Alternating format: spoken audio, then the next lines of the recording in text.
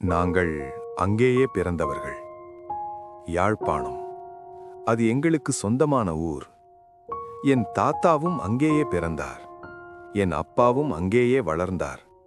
நானும் அங்கேயே பள்ளிக்குச் சென்றேன். நாங்கள் பேசின மொழி தமிழ். வாழ்ந்த வாழ்க்கை சாதாரணம்.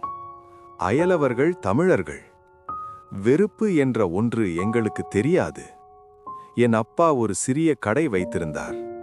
அம்மா வீட்டிலேயே இருந்து எங்களை வளர்த்தார். வெள்ளிக்கிழமை பள்ளிவாசல், திருவிழாக்களில் அயலவர்கள் வீட்டில் இனிப்புகள், எல்லாம் அமைதியாக இருந்தது. அந்த ஒரு இரவு 1990ஆம் ஆண்டு இரவு நேரம்.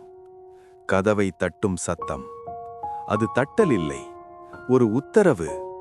நீங்கள் முஸ்லிம்கள் இங்கே இனி இருக்க முடியாது. இன்றே வெளியேற வேண்டும். ஏன் என்று கேட்க முடியவில்லை. எதிர்க்க முடியவில்லை. எங்கள் வீடு, எங்கள் கடை, எங்கள் பள்ளி. பதில் இல்லை.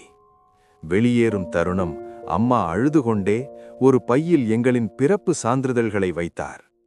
அப்பா கடையின் கதவை பூட்டினார். அந்த பூட்டு இன்னும் திறக்கப்படவில்லை. பாட்டி நடக்க முடியவில்லை. அவளை அப்பா தூக்கிக் கொண்டார். நான் என் பொம்மையை பார்த்தேன். எடுக்க முடியவில்லை. எடுத்துச் செல்ல அனுமதி இல்லை. பயணம், அகதி வாழ்க்கை. நாங்கள் ஓடவில்லை, நடந்தோம். ஒரு ஊரிலிருந்து மற்றொரு ஊருக்கு, யாழ்ப்பாணத்திலிருந்து புத்தளம் வரை. இது பயணமல்ல, இது இடம்பெயர்வு. அங்கு நாங்கள் விருந்தினர்கள் இல்லை, அகதிகள். இன்றும் வருடங்கள் கடந்துவிட்டன. எங்கள் வீட்டின் சாவி இன்னும் அப்பாவின் பெட்டியில் இருக்கிறது. ஒரு நாள் திரும்புவோம் என்று சொல்லிக்கொண்டே பலர் இறந்து விட்டார்கள். நாங்கள் நிலத்தை மட்டும் இழக்கவில்லை, நம்பிக்கையையும் சேர்ந்திருப்பதையும் இழந்தோம். நாங்கள் தமிழ் பேசினோம், அதே மண்ணில் வாழ்ந்தோம்.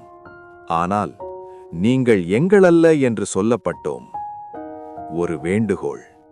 இது தமிழர்களுக்கு எதிரான கதையல்ல. இது யுத்தம் மனிதர்களை எப்படி சிதைக்கிறது என்ற உண்மை. வலி ஒரே சமூகத்துக்கே சொந்தமல்ல.